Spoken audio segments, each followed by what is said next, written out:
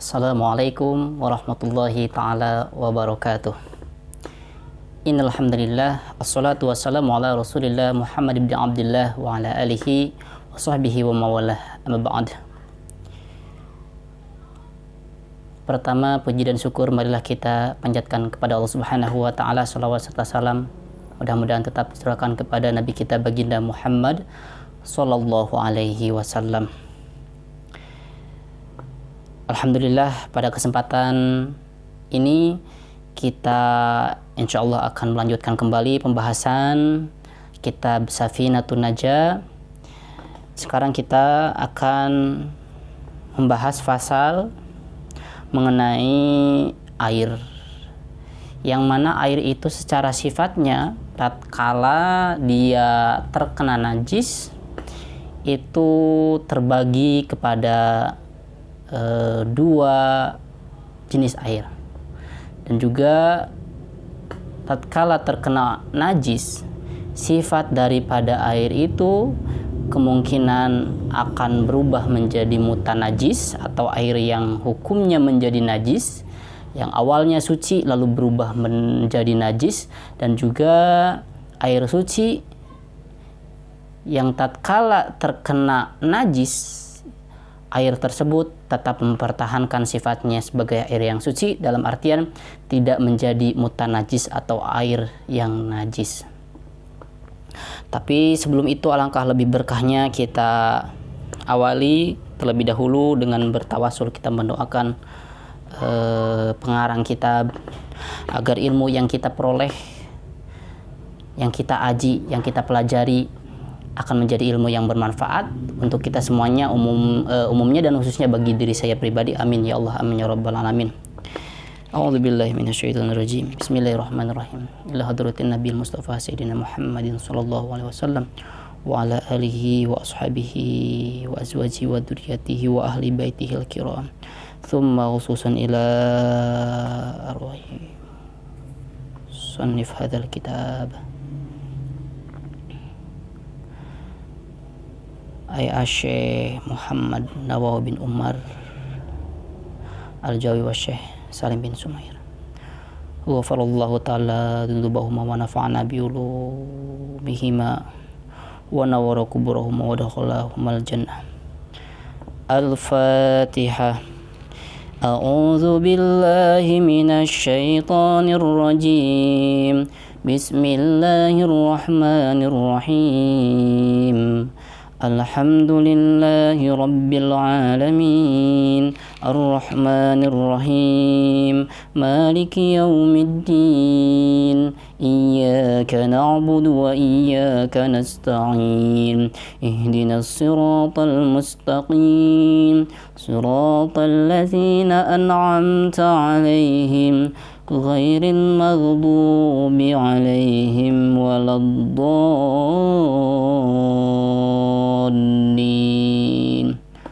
Rabbi firli wa li walidayya amin. Baik, untuk yang punya kitabnya boleh diambil terlebih dahulu, kita ngaji dengan menggunakan kitab Safinatun Najah agar lebih memudahkan kita untuk belajar kitab Safinatun Najah ini. Karena dengan kita melihat kitab maka akan semakin mudah proses kita belajar tentang fikih, khususnya pembahasan kali ini yaitu tentang air dan jenisnya dan juga sifat air tersebut tatkala terkena oleh najis. Kalau di kitab saya itu di halaman 20, boleh bagi yang kitabnya sama di halaman 20. Kalau yang redaksinya berbeda atau penerbitnya berbeda, mungkin berbeda 1 sampai 2 halaman saja untuk penomorannya. Bismillahirrahmanirrahim. Faslun. Al-ma'u, air, qalilun, ada air yang sedikit, wa katsirun, dan air yang banyak. Pasal ini membahas tentang filma illadzi la yadfa'u an-najasata. Air yang tidak dapat menolak najis, dalam artian air yang suci, yang awalnya suci, yang tidak bisa mempertahankan sifat kesuciannya tatkala air tersebut terkena oleh najis. Walladzi yadfa'uha, dan yang kedua adalah air yang bisa mengangkat najis, dalam artian yaitu air yang dapat mempertahankan sifat kesuciannya walaupun air tersebut terkena oleh najis. Misalkan ada najis yang jatuh kepada air tersebut, maka air tersebut yang kedua ini sifatnya yadfa'uha, dapat mengangkat najis atau mempertahankan sifat kesuciannya. Yang pertama itu ada qalilun, air yang sedikit, wa katsirun, dan yang kedua ada air yang banyak. Lalu apa dan seperti apa air yang dikategorikan sebagai air sedikit, dan seperti apa air yang dikategorikan sebagai air yang katsir atau air yang banyak itu? Maka dilanjutkan dalam pembahasannya, al-qalilu, air yang sedikit adalah madunal kullataini, yaitu air yang volumenya itu kurang dari 2 kullah. Nah, maka di sini menjadi PR, volume yang bagaimana sehingga air itu dikategorikan sebagai air yang 2 kullah. Karena di sini air sedikit itu adalah air yang kurang daripada 2 kullah. Nah, maka dalam syarahnya bisa dilihat, yaitu bi annaqsa minhuma, air yang kurang dari 2 kullah, aksara min ritlaini, lebih banyak dari 2 ritlin. Ritlin itu berapa sih jumlahnya? Nanti kita akan bahas. Wal kathiru, dan air banyak, kullatani adalah air 2 kullah, fa aktsaro, atau lebih banyak daripada hitungan 2 kullah. Dijelaskan dalam syarahnya, min mahdil ma'i, dari murninya air. Jadi air 2 kullah itu atau lebih banyak dari 2 kullah itu adalah hitungan murninya air, tidak tercampur oleh jenis air yang lain dari jenis air yang murni. Misalkan 2 kullah itu adalah hitungan air suci yang mensucikan dan tidak tercampuri oleh air yang lain, walaupun pencampurnya itu adalah air yang sifatnya suci tapi tidak mensucikan. Contoh air yang termasuk campuran dari 2 kullah adalah campuran, misalkan 1 kullah terdiri dari air suci dan mensucikan. Contohnya yaitu air sumur atau air sumberan, mata air. Lalu 1 kullahnya lagi itu terdiri dari air yang suci tapi tidak mensucikan. Contohnya seperti air teh. Nah, air teh itu suci tapi tidak mensucikan, tidak bisa digunakan untuk wudhu, tidak bisa digunakan untuk mandi besar. Misalkan air teh 1 kullah dan air sumur 1 kullah digabungkan menjadi 2 kullah, walaupun totalnya 2 kullah, akan tetapi karena sifatnya campuran, maka air tersebut tidak dikategorikan sebagai air 2 kullah. Seperti itu. Yakinan, secara yakin bahwasanya betul yakin air tersebut adalah benar-benar air murni, tidak tercampur. Walau musta'malan, walaupun air 2 kullah itu adalah air bekas dipakai untuk bersuci. Misalkan ada bagian dari air 2 kula itu pernah digunakan untuk bersuci, nggak apa-apa. Terlepas digunakan untuk bersuci wudhu ataupun misalkan digunakan bersuci untuk junub, tidak apa-apa selama air tersebut memang air murni, tidak ada campuran air yang lain. Wa qadrahuma bil wajni khamsami'ati ritlin bil Baghdadi. Nah, dan ukuran 2 kulah itu adalah dengan ukuran timbangan khamsami'ati ritlin, 500 liter, dan liternya itu adalah liter orang Baghdad. Nah, di sini saya sudah mencari berdasarkan referensi bahwasanya 1 ritlin orang Baghdad itu adalah 408 gram atau 408 mililiter. Nah, maka karena hitungannya di sini adalah 500 ritlin, maka 408 gram atau 408 liter itu tinggal dikalikan saja 500. Maka totalnya menjadi 204.000 mililiter.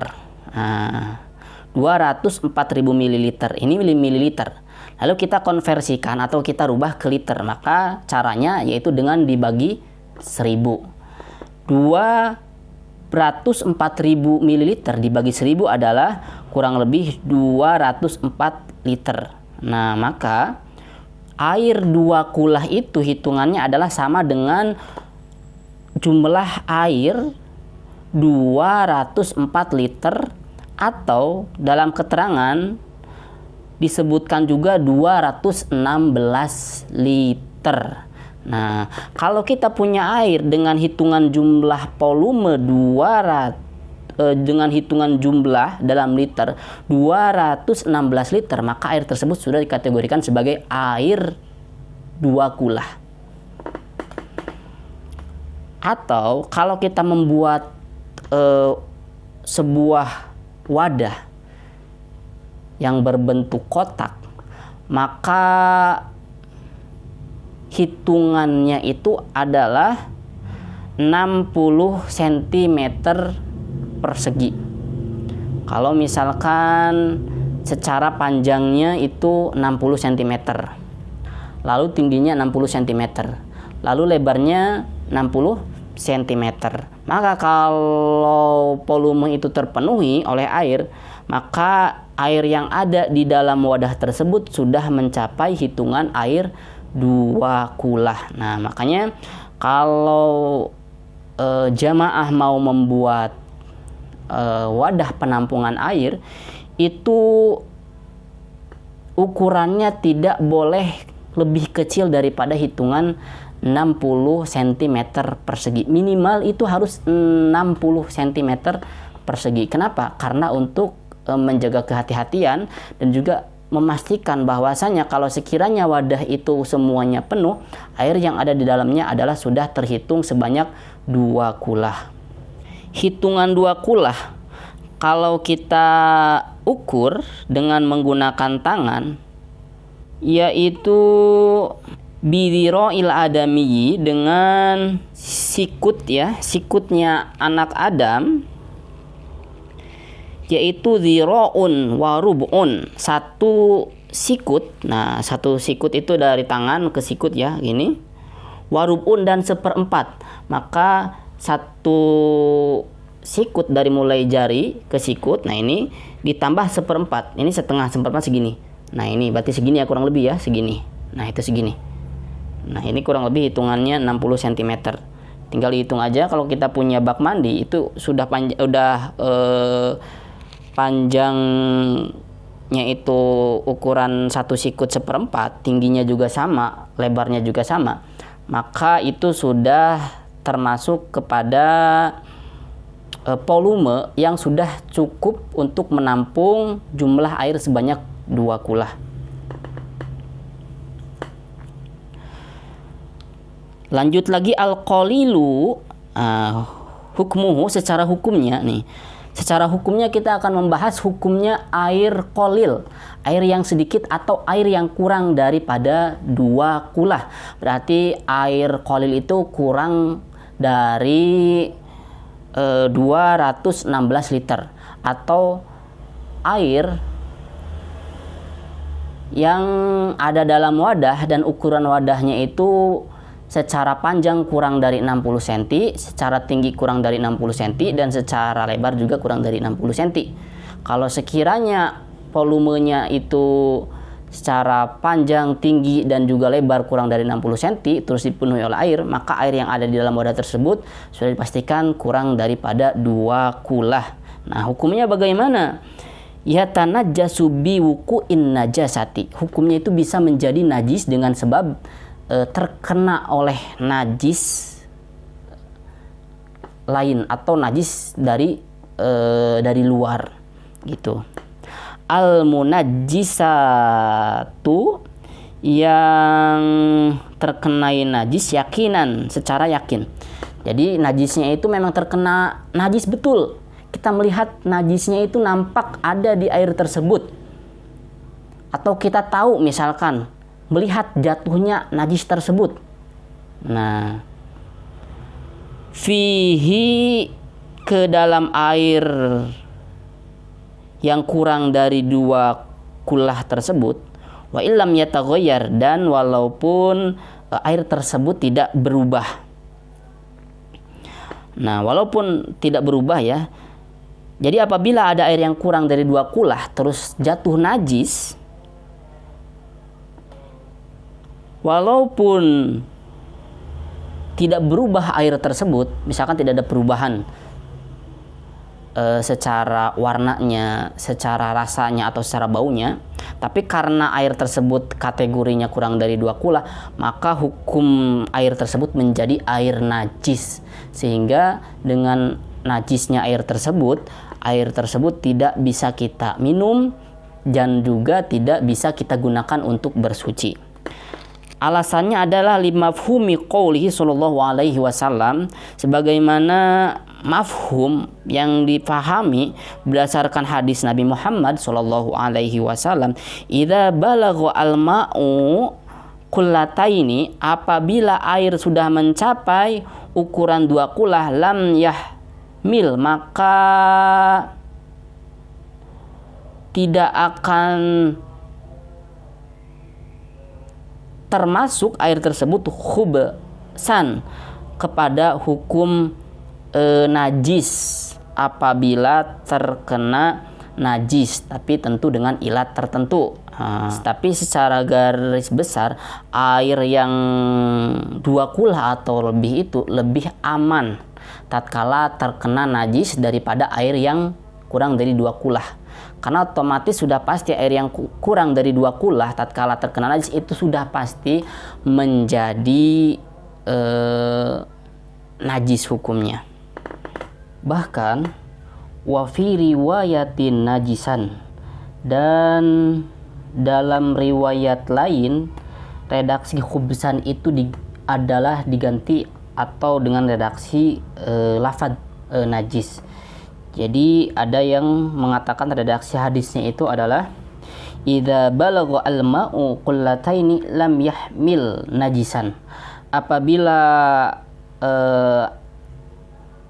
sudah mencapai air ukuran 2 kulah, maka air itu tidak akan termasuk atau hukumnya tidak akan menjadi hukum najis. Maksud Nabi Muhammad SAW di sini menjelaskan bahwasanya air yang 2 kulah atau lebih itu tidak akan mudah hukumnya menjadi najis tatkala terkena oleh najis. Bukan berarti air yang 2 kulah atau lebih daripada 2 kulah itu tidak bisa menjadi najis, akan tetapi bisa saja menjadi najis dengan ilat atau indikator tertentu. Idmafhumuhu, karena yang difahami dari qauluhu sallallahu alaihi wasallam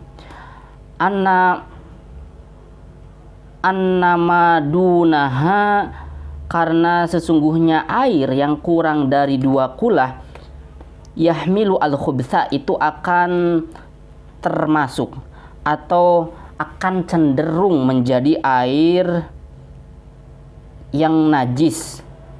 Wa kharaja, dan keluar. Nah, ada pengecualian bin najasati,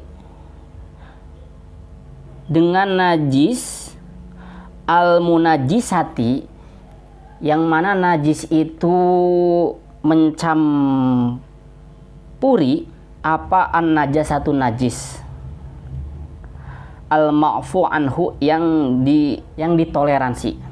Jadi ada najis-najis yang memang kalau jatuh kepada air, jenis najis itu adalah najis yang ma'fu anhu atau yang ditoleransi, sehingga walaupun kategori airnya kurang dari 2 kulah atau sedikit gitu kan, maka tetap tidak dihukumi air itu dengan hukum najis karena jenis najisnya itu adalah ma'fu anhu. Lalu jenis najis yang mana saja yang termasuk kategori najis ma'fu anhu? Kita akan bahas di sini.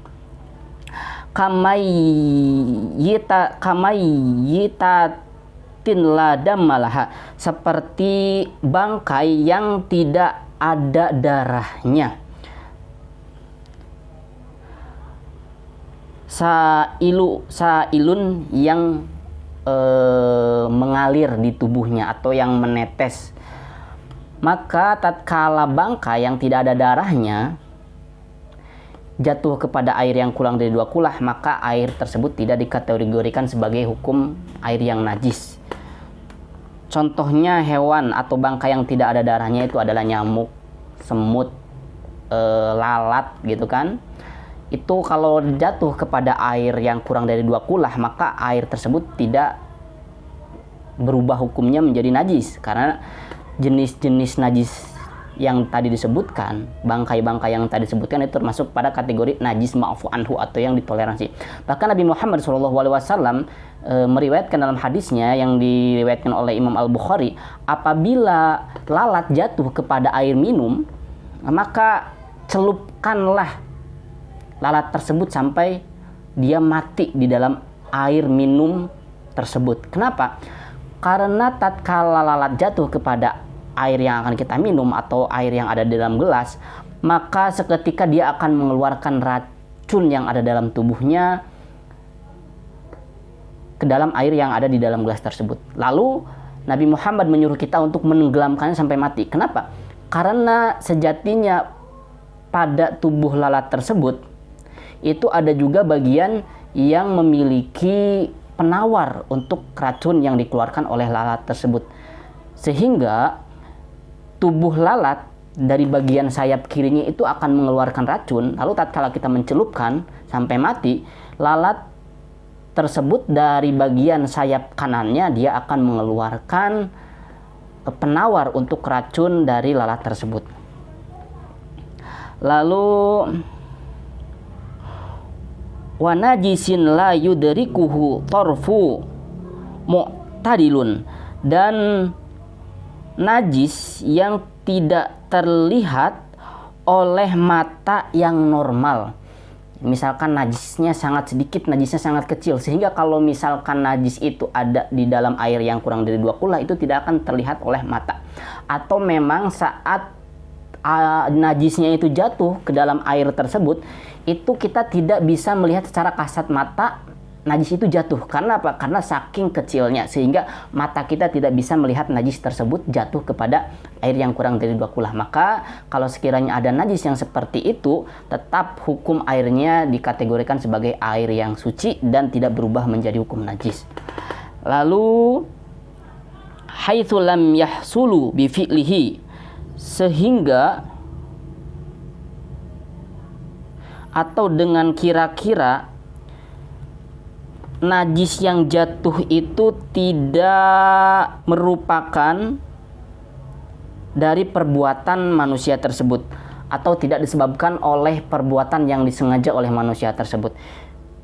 Misalkan tidak sengaja memasukkan najis ke dalam air tersebut. Terkecuali kalau memang sengaja memasukkan air, walaupun 1 tetes dari air kencing kepada air yang kurang dari 2 kula dengan sengaja, apabila dengan sengaja, maka air tersebut menjadi hukum najis. Walaupun sedikit, tapi karena dengan perbuatan yang disengaja, maka akan tetap berubah menjadi hukum najis. Seperti itu. Walau min mughalladatin, walaupun dari jenis najis mughalladah. Nah, kalau sedikit tidak terlihat, tetap tidak akan menjadi hukum najis ya, dengan syarat tidak disengaja. Walaupun najisnya itu termasuk kategori najis mughalladah.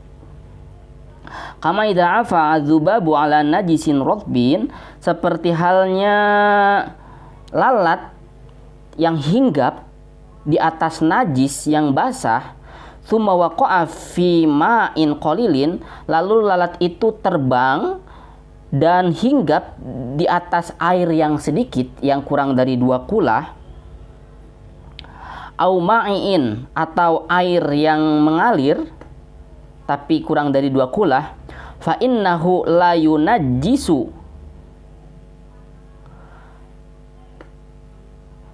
maka sesungguhnya lalat tersebut tidak membuat air tersebut menjadi hukum najis. Ma'annahu aliqa fi rijlihi, serta dengan kejadian tersebut aliqa fi rijlihi, sebetulnya ada yang nempel di dalam kaki, pada kaki lalat tersebut.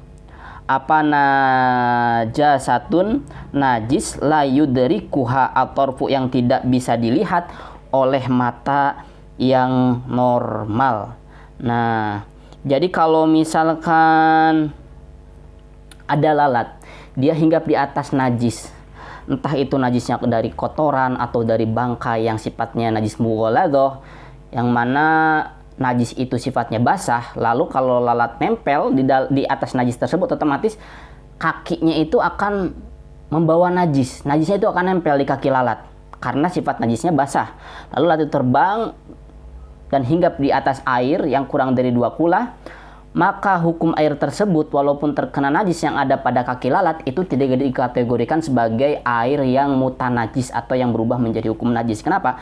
Karena najis yang ada pada kaki lalat dikategorikan sebagai najis yang tidak bisa terlihat oleh mata yang normal atau secara kasat mata. Seperti itu.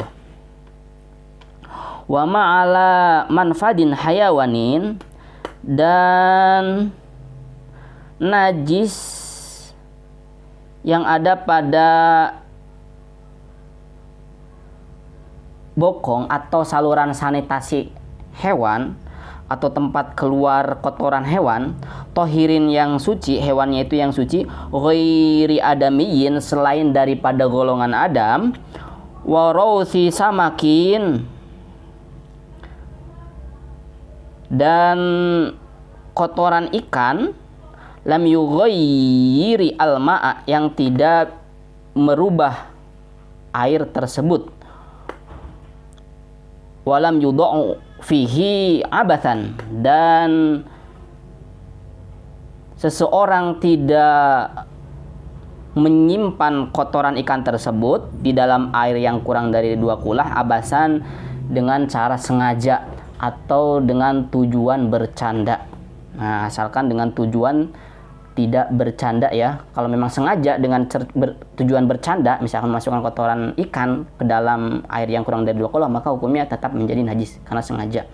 Nah, contohnya tadi kalau misalkan bokong hewan itu biasanya tempat keluar kotorannya itu kan, yang namanya hewan tidak akan cebok ya, tidak akan membersihkan saluran sanitasinya.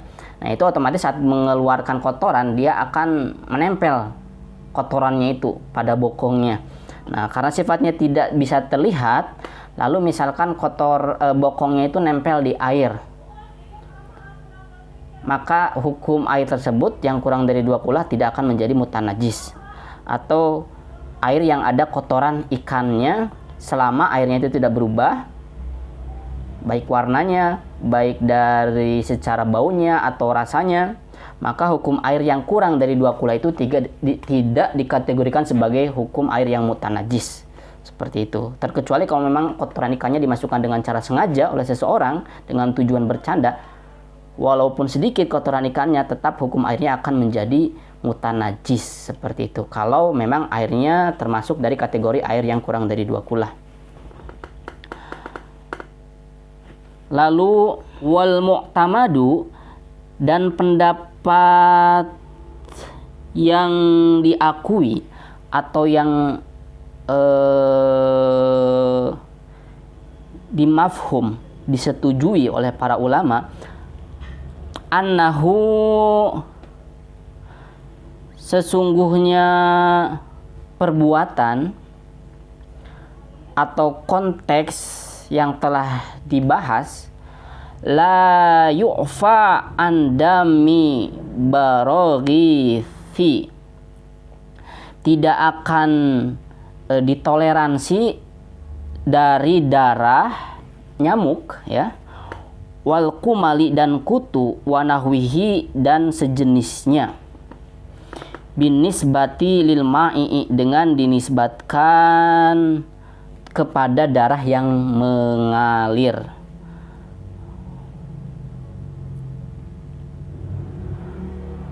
Jadi kalau misalkan untuk jenis nyamuk, kutu yang jatuh lalu keluar darah, lalu darahnya itu bercampur dengan air yang kurang dari 2 kula, maka hukum airnya itu la yu'fa, tidak ditoleransi, tetap hukumnya menjadi najis karena tercampuri oleh darah yang keluar dari badan nyamuk atau dari badan kutu yang pecah, gitu kan, atau bahasa Sundanya bucat lah ya, yang pecah seperti itu. Nah, untuk konteks darah, apabila terkena air walaupun sedikit, itu akan menjadi mutanajis apabila airnya air kolil atau kurang dari 2 kula. Tapi kalau konteksnya misalkan nempel di baju, nempel di badan, lalu kita sholat, kalau memang darahnya sedikit, secara adat misalkan hanya 1 titik, itu masih ditoleransi kalau memang konteksnya tidak air. Konteksnya itu misalkan untuk konteks nempel di badan atau di baju saat mau sholat, itu ditoleransi, sholatnya menjadi sah apabila darahnya sedikit. Lalu wal ma'i kolilin, dan karena airnya air kolil, ya, air kurang dari 2 kula. Wa in qola,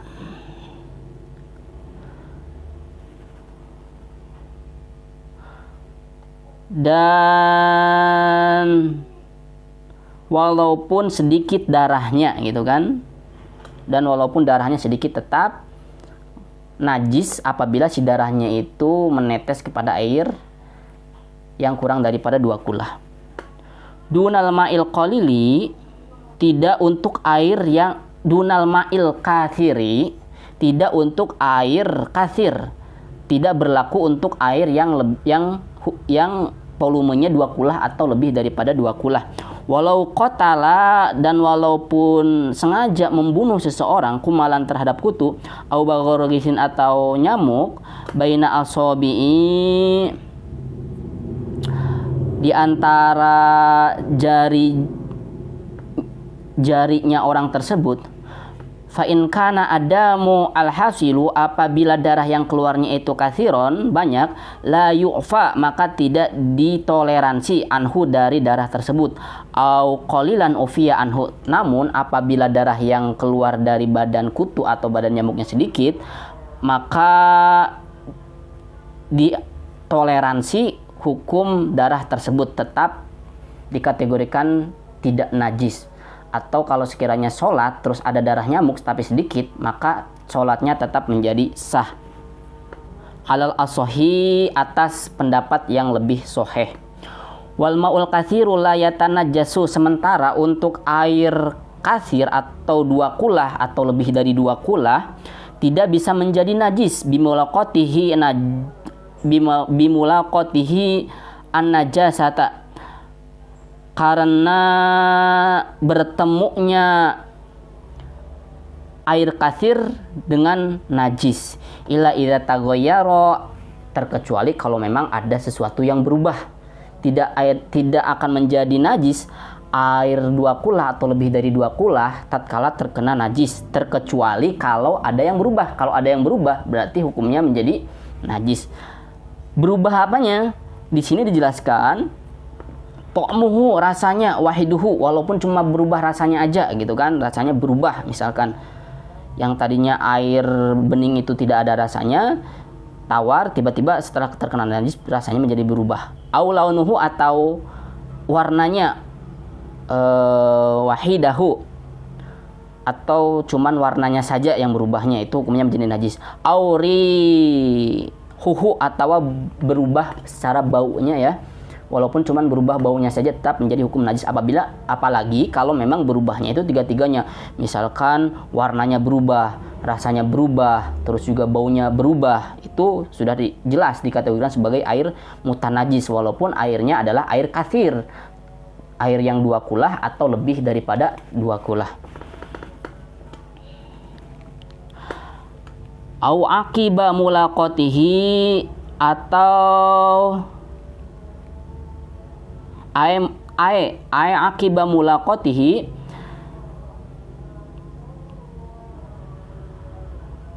maksudnya yaitu setelah bertemunya air 2 kulah an-najasata, terhadap najis. Misalkan saat bertemu najis langsung berubah warnanya gitu kan ya, setelah bertemu langsung berubah warnanya. Falau taghayyara ba'da muddatin, akan tetapi apabila berubahnya di suatu waktu, lam yuhkam binajasatihi, maka air tersebut tidak dihukumi sebagai hukum najis. Misalkan terkena najis nih, tiba-tiba 1 jam kemudian, atau 1 hari kemudian, atau 2 hari kemudian warnanya berubah, atau baunya berubah, atau misalkan rasanya berubah. Nah, karena ada jeda 1 hari 2 hari misalkan ya berubahnya, maka tidak dihukumi sebagai najis. Karena apa? Karena tidak diindikasi berubahnya itu atas dasar najis tersebut. Nah, karena berubahnya di suatu waktu, tidak pas pada saat terkena najis pada waktu itu.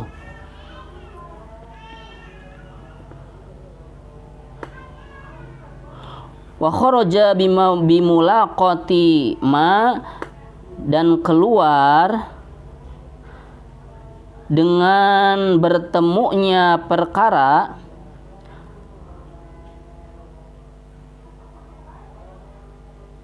lau taghayyara, apabila berubah birihin najasati, dengan sebab anginnya najis, tiupan angin dari najis, allati ala syatin, yang berada di pinggir air tersebut, likurbiha, karena dekatnya najis, minhu, dari air tersebut, fa innahu la yanjasu, maka sesungguhnya air tersebut tidak menjadi najis, li'adamil ittisoli, karena tidak adanya ittisol, tidak ada pertemuan antara najis dan air secara langsung. Kalau misalkan ada najis di pinggir air yang 2 kulah gitu ya, ada air yang 2 kulah lalu di pinggirnya ada najis. Nah, tiba-tiba datang angin yang sangat besar ke arah najis dan ke arah air. Nah, si angin tersebut membawa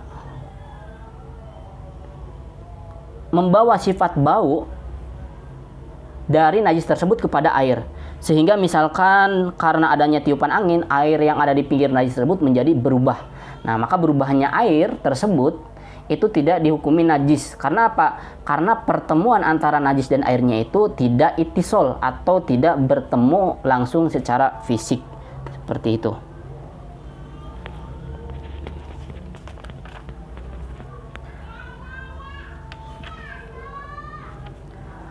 Lalu di sini ada nih terakhir ya di syarahnya, i'lam, ketahuilah, annal ma'a al-jariyah, sesungguhnya air yang mengalir, karokidi, itu seperti air yang diam, fima,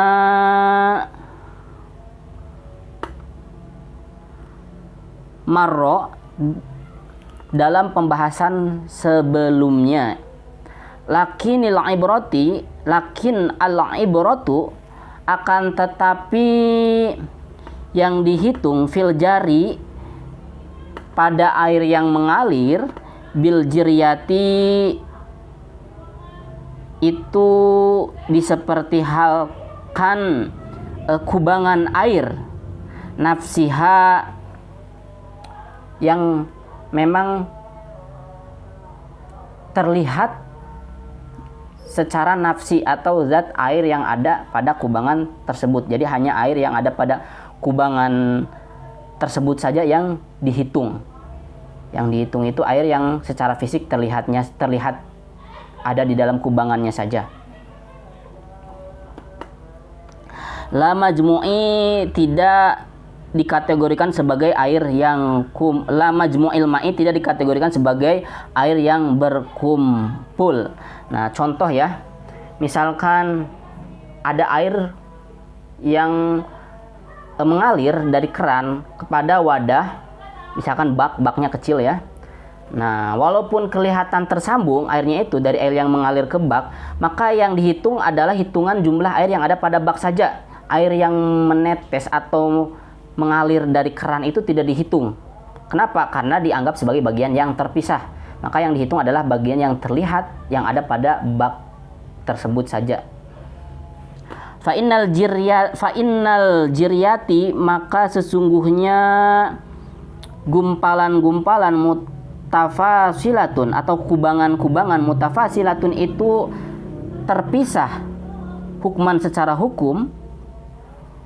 Wa ini tasolat, dan kalau sekiranya bersambung kubangan tersebut, fil hisi secara panca indera, dan walaupun terlihat tersambung secara panca indera seperti yang sudah tadi saya jelaskan. Walaupun ada air yang mengalir kepada kubangan, walaupun secara fisik itu terlihat bersambung airnya itu, tapi tetap yang dihitung adalah air yang ada di dalam kubangan saja. Nah, yang mengalirnya itu dianggap terpisah. Ya anna kulla jiryatin talibatin lima qablaha, karena sesungguhnya kubangan air itu mencari atau menampung air yang ada sebelumnya, atau menampung air yang mengalir. Itu kan, air yang datang menampung air yang datang. Jadi air yang dalam kubangan itu adalah air yang ada, sementara air yang mengalir itu adalah air yang datang, bukan air yang ada ya. Hariyatun amma ba'daha, dan yang kabur atau yang pergi dari perkara yang setelahnya. Adapun air yang menetes dari kubangan tersebut atau yang mengalir dari kubangan tersebut, maka itu juga tidak dihitung karena dikategorikan sebagai air yang pergi, bukan air yang ada. Air yang ada hanyalah air yang ada dalam kubangan tersebut saja. Jadi air yang dihitung itu adalah air yang secara fisik memang ada di dalam kubangan tersebut saja. Fa in kanat al-jiryatu, dan apabila terbukti kubangan tersebut, wahia ad-dafa'atu, adalah kubangan allati baina hafatain nahri,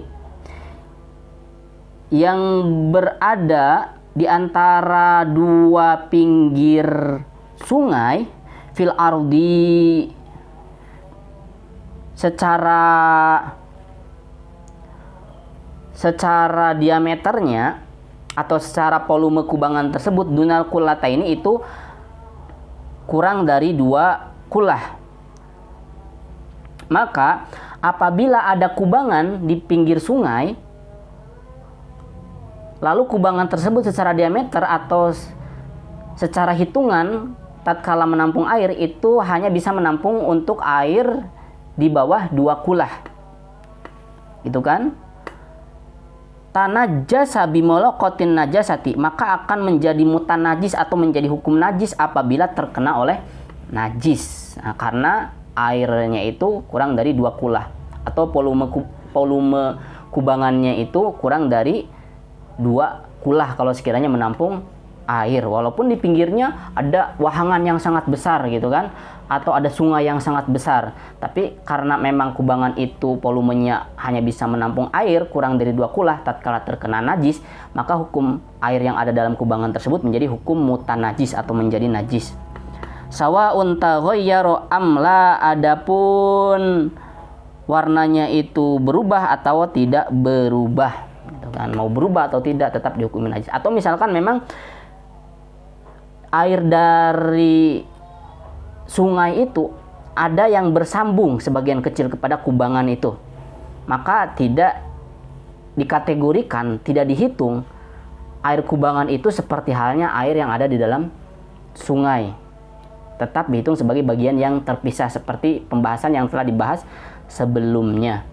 Maka walaupun ada bagian yang tersambung, misalkan kita suka ada tuh air yang di pinggir sungai, ada kubangan, lalu ada air yang bersambung sedikit gitu kan, yang menyambung ke sungai.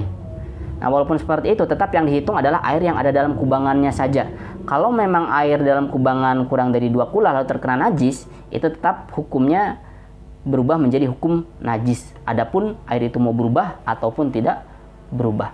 Nah, seperti itu untuk pembahasan mengenai air secara jenisnya. Apabila air tersebut terkena najis, ada pertama itu yang hukumnya akan menjadi najis, yang kedua tidak bisa menjadi najis dengan syarat tidak ada perubahan pada najis tersebut. Alhamdulillah, mudah-mudahan pembahasan yang singkat ini bisa membawa banyak manfaat untuk kita semuanya dan juga ilmu yang bermanfaat, membawa berkah untuk kita semuanya, khususnya bagi diri saya pribadi dan umumnya bagi jamaah semuanya. Amin ya Allah, amin ya rabbal alamin. Cukup sekian dari saya. Mari kita tutup kajian kali ini dengan membaca doa kifaratul majlis. Subhanakallahumma wa bihamdika asyhadu an la ilaha illa anta astaghfiruka wa atubu ilaik. Assalamualaikum warahmatullahi taala wabarakatuh.